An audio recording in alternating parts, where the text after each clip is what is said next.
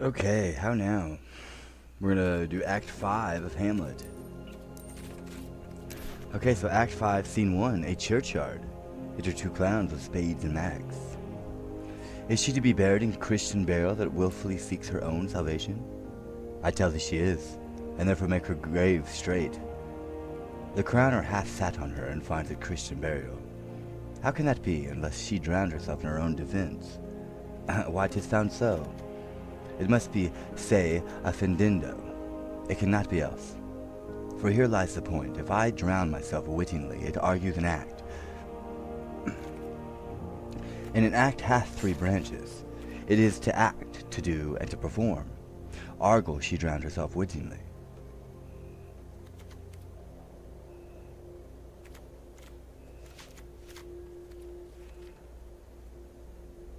Nay, but hear you, goddamn delver. Give me leave. Here lies the water good, here stands the man good. If the man go to this water and drown himself, it is. Will he, nil he, and he does. Mark you that? But if the water comes to him and drown him, he drowns not himself. Argal, he that is not guilty of his own death shortens not his own life. But is this the law? Aye, Mary, is Crowners quest law. O you hath the truth on't?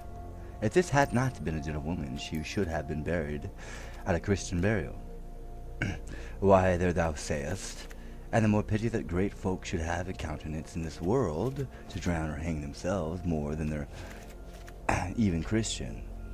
Come, my spade, there's no ancient gentlemen but gardeners, ditchers, and grave makers. They hold up Adam's profession. Was he a gentleman? Ah, was the first that ever bore arms. Why, he had none.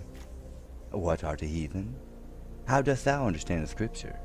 The Scripture says Adam digged. Could he dig without arms?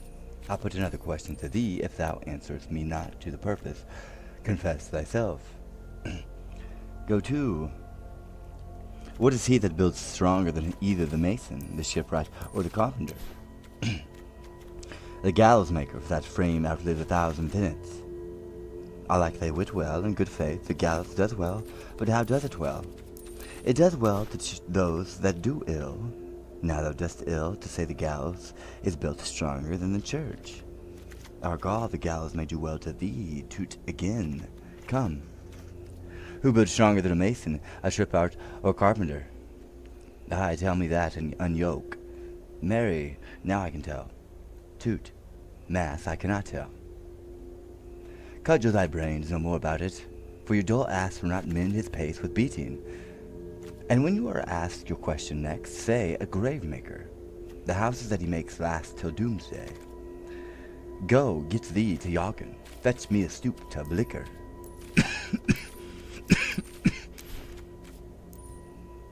First clowns digs and sings. In youth when I did love me thought it was very sweet. Contract, oi, the time for my behove, oi, me thought there was nothing meet.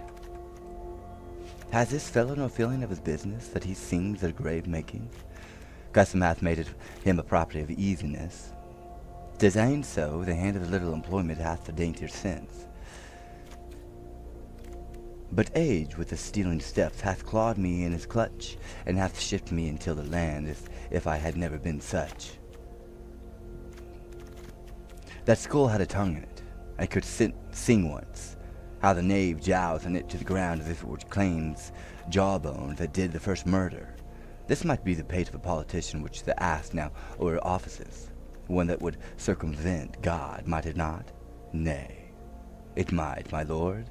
Or if a courtier which could say, Good morrow, sweet lord, how dost thou, good lord? This might be my lord such a one that praised my lord such a one's horse, when he meant to beg it, might he not? Aye, my lord. Why, aye, and so, and now my lady worms chapless and knocked about the method with a sexton's spade. Here's fine revolution, and we had the trick deceit. Did these bones cost no more the breeding, but to play at loggets with them? Mine acheth to think on't. A pickaxe and a spade for an shrouding sheet, or a pity of clay, for to be unmade for such a guest is meet. There's another. Why may not that be the school of lawyer?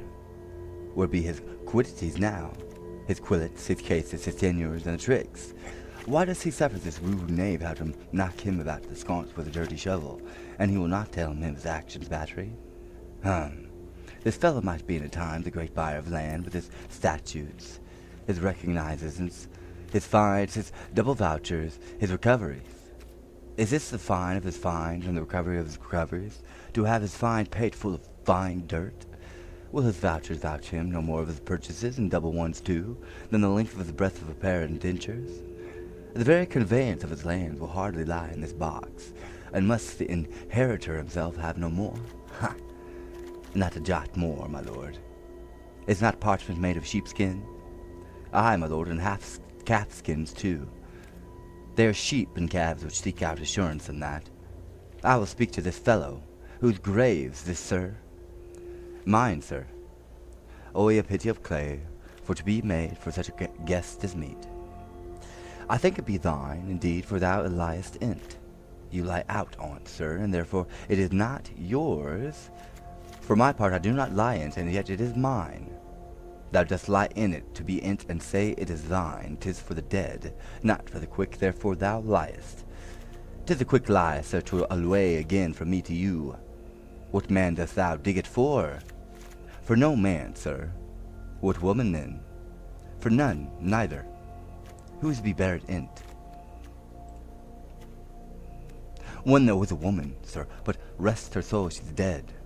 How absolute the knave is! We must speak by the card, or equivocation will undo us.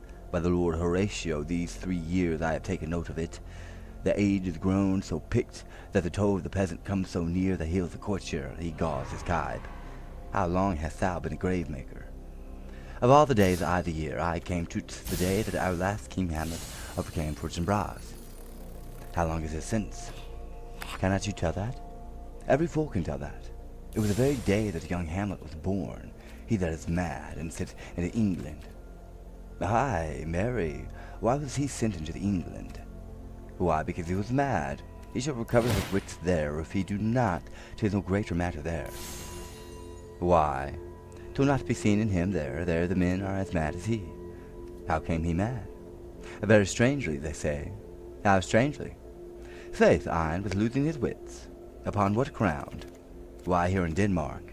I have been sexton here, man and boy, 30 years. How long will a man lie i' the earth ere he rot? Faith, if he be not rotten before he die, as we have many pocky courses now, a day that will scarce hold a laying in, he will last you come some 8 year of 9 year. A tanner will last you 9 year. Why is he more than another? Why, sir, his hide is so tanned with his trade that he will keep out water a great while, and your water is the sore decay of your whoreson dead body. Here's the skull now. The skull hath lain you i' the earth 23 years. Whose was it? A whoreson mad fellow 'twas. Whose do you think it was? Nay, I know not. A pestilence on him for a mad rogue. I poured a flagon of Arenish on my head once. This named skull, sir, was Yorick's skull, the king's jester. This? Aye, and that. Let me see. Alas, poor Yorick.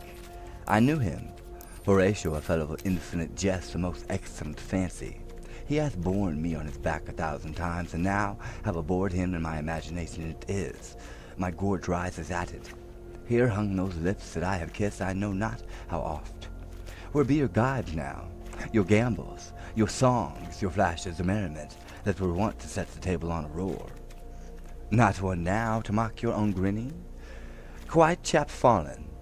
Now get you to my lady's chamber and tell her that her paint an inch thick, to his favor she must come. Make her laugh at that, prithee Horatio, tell me one thing. What's that, my lord? Dost thou think Alexander looked way this fashion i' the earth? E'en so, and smelt so, pa? E'en so, my lord. To what base uses we may return, Horatio?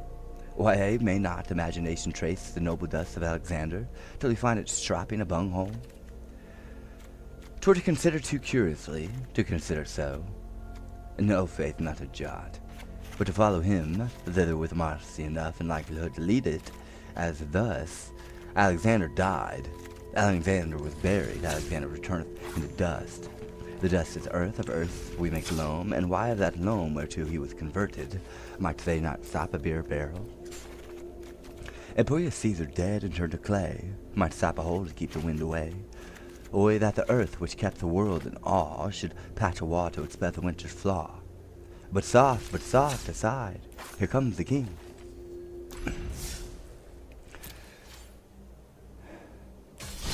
The queen, the courtiers, who that they follow, and with such maimed rites, this doth betoken the course they followed did with desperate hand fordo its own life. 'Twas of some estate, couch we a while and mark. What ceremony else? That is Laertes, a very noble youth, mark. What ceremony else? Her obsequies have been as far enlarged as we have warrant ties. Her death was doubtful, and but that grand command I'll sway, the order she should ink ground, unsanctified have lodged to the last trumpet. For charitable prayers, shards, flints, and pebbles should be thrown on her. Yet here she is allowed her virgin courants, her main instruments, and the bringing home of bell and burial. Must there no more be done? No more to be done. We should profane the service of the dead, to sing a requiem and such rest to her as to peace parted souls. Last her I the earth, and from her fair and unpolluted flesh may violets spring. I tell thee, churlish priest, a ministering angel shall my sister be when thou liest howling. What, the fair Ophelia? Sweets to the sweet, farewell. I hoped thou shouldst have been my Hamlet's wife. I thought thy bride bare to have decked sweet maid, and not have strewed thy grave. Oh, treble woe, fall 10 times treble on that cursed head, whose wicked deed thy most ingenious sense deprived thee of.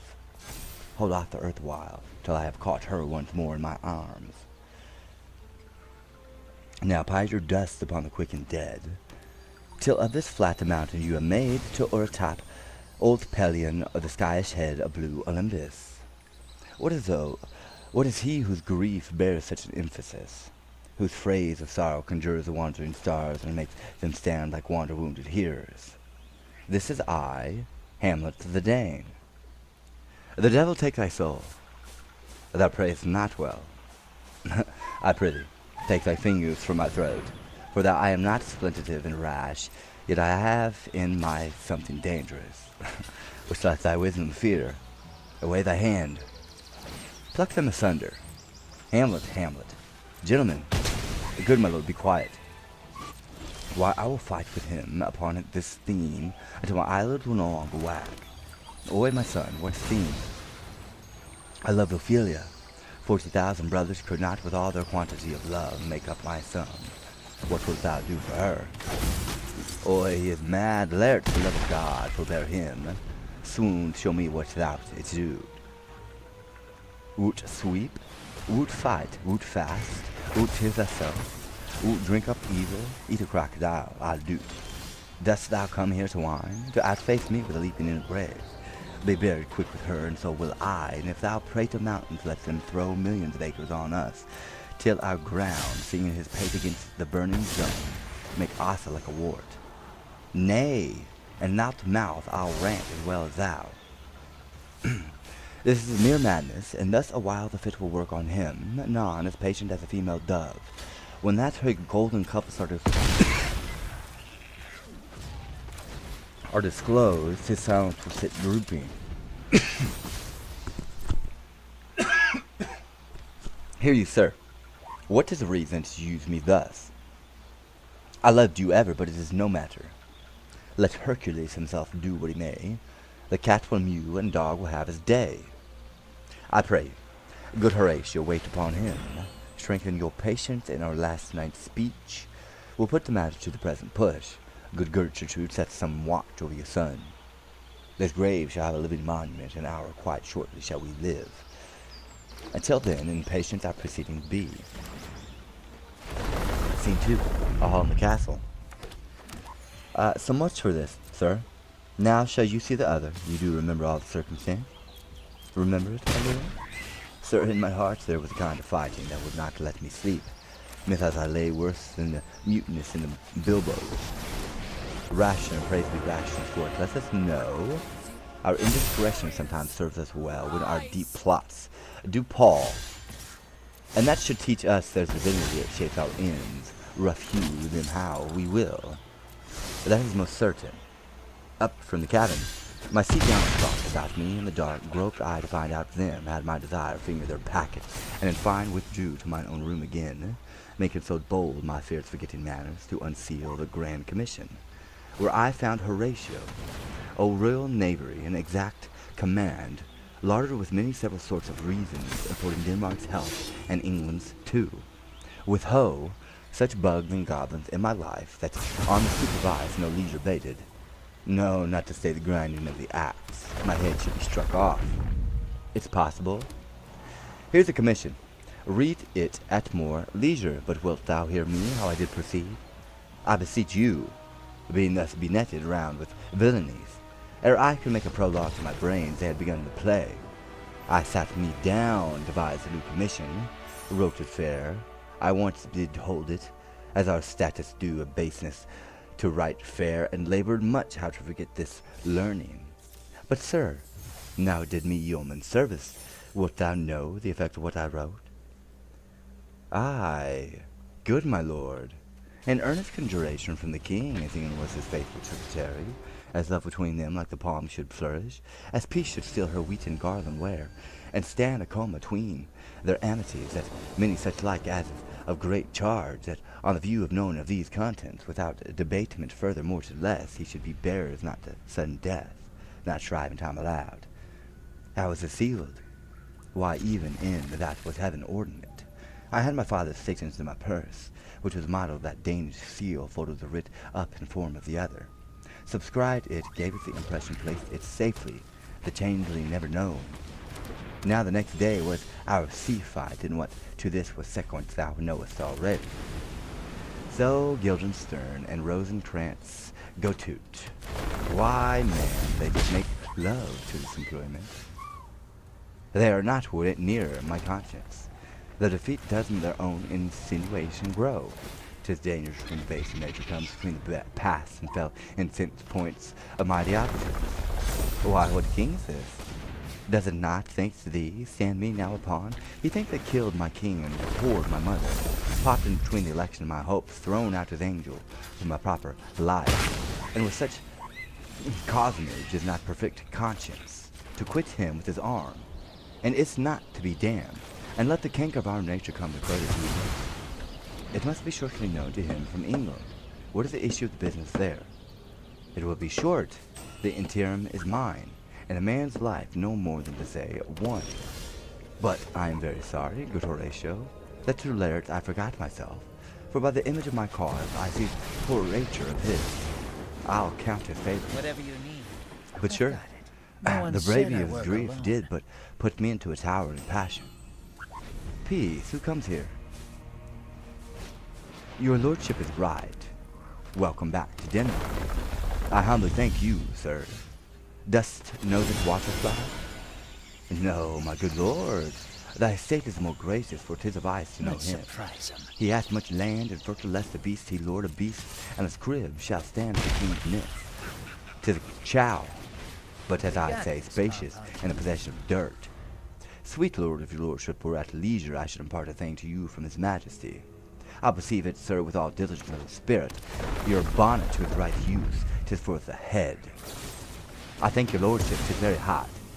No, believe me, 'tis very cold, for the wind is northerly.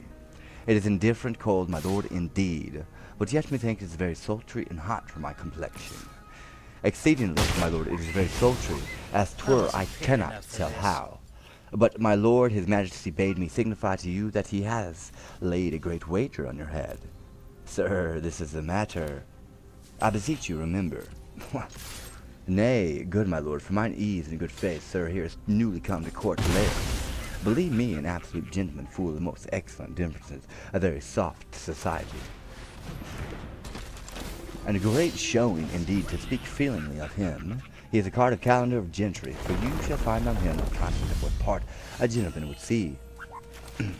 Sir, his defilement suffers no perdition in you, though I know to provide him inventorily would dizzy the arithmetic of memory, and yet but you yet but yaw neither in respect of his quick sail.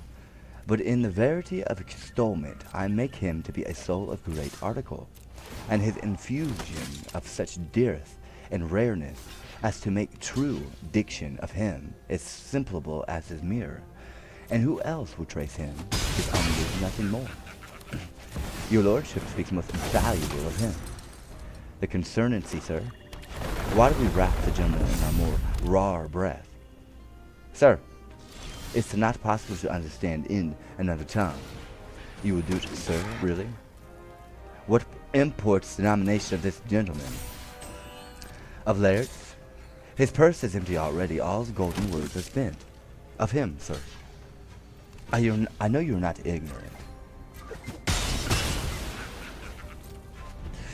I would you did, sir. In faith, if you did, it would not much approve me. Well, sir, you are not ignorant of what excellence Laird's is. I dare not confess that, lest I should compare with him in excellence, but to know a man well were to know himself. I mean, sir, but for his weapon, but in the imputation laid on him by them, in his meat he's unfellowed. What's his weapon? Rapier and dagger. That's two of his weapons, but well. The king, sir, hath wagered with him 6 Barbary horses, against the which he hath imponed, as I take it, 6 French rapiers and poniards, with their assigns as girdle hangers, and so 3 of the carriages in faith are very dear to fancy, very responsive to the hilts, most delicate carriages, and very liberal conceived. What call you to the carriages? I knew you must be edified by the margent, ere you had gone. The carriages, sir, are the hangers. The phrase would be more German to the matter, if we could carry cannon by our sides. I would it might be hangers till then, but on 6 Barbary horses, against 6 French swords, are assigned and 3 liberal conceited carriages, that's the French set, against the Danish. Why is this imponed, as you call it? The king, sir, hath laid that in a dozen passes between yourself and him he shall not exceed you 3 hits. He hath laid on 12 for 9, and it would come to immediate trial if your lordship would have vouchsafed the answer. How if I answer no? I mean, my lord, the opposition of your person in trial. Sir, I will walk here in the hall, if it please his majesty. 'Tis the breathing time of day with me. Let the foils be brought. The gentleman willing, and the king hold his purpose. I will win for him, and I can. If not, I will gain nothing but my shame and the odds hit. Shall I re-deliver you so? To this effect, sir, after what flourish your nature will. I commend my duty to your lordship, yours. He doth well to commend it himself. There are no unself returns. This lapwing runned away with the shell on his head. He did comply with his dove before he sucked it. Thus has he, and many more of the same bevy that I know the drossy age dotes on, only got the tune of the time and outward habit of encounter, a kind of yesty collection which carries him through the most fond and winnowed opinions, and do but blow them to the trial, the bubbles are out. My lord, his majesty commended him to you by young Osric, who brings back to him that you attend to him in the hall. He sends to know if your pleasure holds to play with Laird's, or that you will take longer time. I am constant to my purposes. They follow the king's pleasure. If his fitness speaks, mine is ready. Now, or whensoever, provided I be so able as now. The king and queen and all are coming down. In happy time, the queen desires you to use some gentle entertainment of ladies before you fall to play. She well instructs me. You will lose the wager, my lord. I do not think so. Since he went into France, I have been in continual practice. I shall win at the odds, but thou wouldst not think how ill all's here about my heart. But it is no matter. Nay, good my lord, it is but foolery, but it is such a kind of gain-giving that would perhaps trouble a woman. If your mind is like anything, obey it. I will forestall the repair hither, and say you are not fit. Not the wit would defy augury.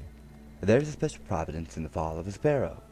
If it be now, 'tis not to come. If it be not to come, it will be now. If it be not now, yet it will come. The readiness is all, since no man has aught of what he leaves. What is to leave betimes, let be. Come, Hamlet, come, and take this hand from me. Give me a pardon, sir, I've done you wrong. But pardoned as you're a gentleman, this presence knows, and you must needs have heard how I am punished with sore distraction.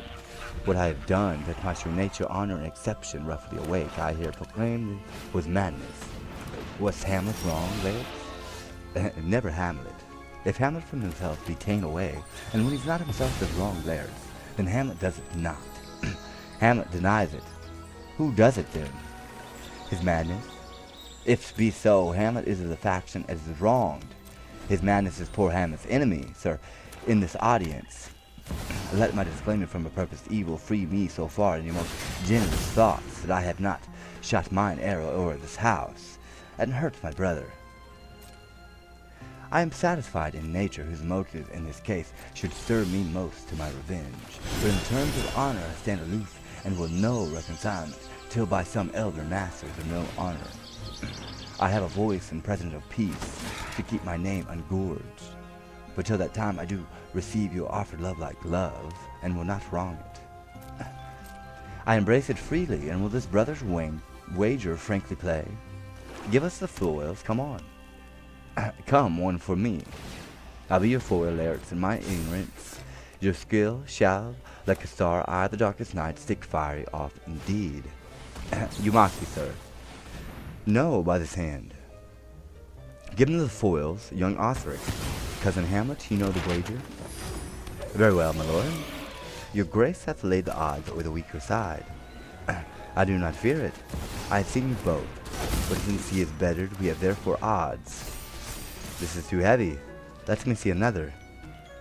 This likes me well. These foils have all a length. Aye, my good lord. Set me the stoops of wine upon that table. If Hamlet give the first or second hit, or quit and answer the third exchange, let all the battlements their ordnance fire.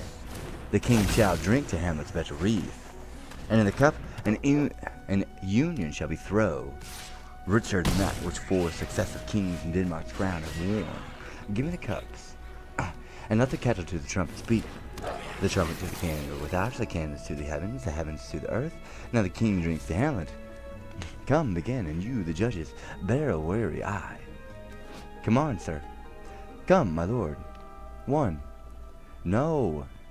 Judgment. A hit, a very palpable hit. Well, again. Stay, give me drink. Hamlet, this pearl is thine, here's to thy health. Give him the cup. Another hit, what say you? A touch, I do confess, our son shall win. He's fat and scant of breath. Here, Hamlet, take my napkin, rub thy brows. The queen carouses to thy fortune, Hamlet. Good madam, do not drink. I will, my lord, I pray you, pardon me. It is a poisoned cup. It is too late.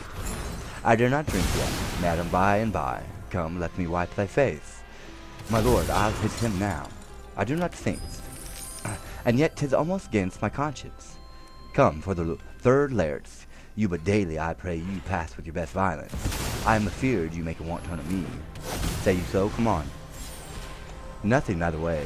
How about you, now? Part them. They're incensed. Nay, come again.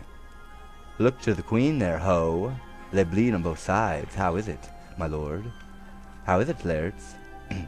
Why, as a woodcock to mine own springe, Osric, I am justly killed with mine own treachery. How does the queen? She swoons to see him bleed. No, the drink. Oh, my dear Hamlet, the drink. I am poisoned. Oh, villainy, oh, ho, let the door be locked. Treachery seek it out. It is here, Hamlet, thou art slain. No medicine in the world can do thee good. In thee there is not half an hour of life. Treacherous instrument is in thy hand, unbaited and envenomed. The foul practice hath turned itself on me. Lo, here I lie, never to rise again. Thy mother's poisoned, I can no more. The king's to blame. The pointed venom, too. Then the venom to thy worth. Treason. Oh, yet defend me, friends. I am but hurt. Here, thou incestuous murderous, damned Dane.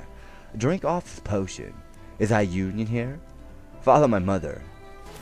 He's justly served. It is a poison tempted by himself, exchanged forgiveness with me, noble Hamlet. Mine and my father's death come not upon thee, nor thine on me. Heaven make thee free of it. I follow thee, I am dead, Horatio. Wretched queen, adieu, you that took pale and tremble at this chance, that are but mute of audience to this act. Had I but time as this fell surgeon, death is strict in his arrest. Oh, I could tell you, but let it be, Horatio, I am dead. Thou didst report me and my cause right to the unsatisfied. Never believed. I am more an antique Roman than a Dane. Here's yet some liquor left. As art a man, give me the cup. Let go. By heaven I'll have't. Oh God, Horatio, what a wounded name. Things standing thus unknown shall live behind me if thou didst ever hold me in thy heart. Absence thee from felicities a while, and in this heart's world draw thy breath in pain to tell my story. Young Fortinbras with conquest come from Poland to the ambassador Zine gives this warlike volley. Oi, I die, Horatio. The potent poison quite o'ercrows my spirit, that I cannot live to hear the news from England. But I do prophesy the election lights on Fortinbras. He has my dying voice, to tell him with occurrence more and less, which have solicited. The rest is silence. Now cracks the noble heart. Good night, sweet prince, and flights of angels. Sing thee to thy rest. Why does the drum come hither? Where is the sight? What is it you would see? If aught of woe or wonder cease your search, this quarry cries on havoc, or proud death with feasters toward and thine eternal cell, that thou so many princes at a shot so bloodily hast struck. The sight is dismal, and our affairs from England come too late. The ears are senseless that should give us hearing, to tell him his commandment is fulfilled. What Rosencrantz and Guildenstern are dead, where should we have our thanks? Not from his mouth. Had it the ability of life to thank you. He never gave commandment for their death, but since so jump upon the bloody question, you from the public wars in England are here arrived to give order that these bodies high on the stage be placed to the view. And let me speak to the yet unknown world. How these things came about, so shall you hear. Of carnal, bloody, and unnatural acts. Of accidental judgment, casual slaughter. Of death put on by cunning and forced cause. And in this upshot purposes mistook, fallen on the inventors' heads. All this can I truly deliver. Let us haste to hear it, and call for the noblest to the audience. For me with sorrow I embrace my fortune. I have some right to memory in this kingdom, which now to claim my vengeance doth invite me.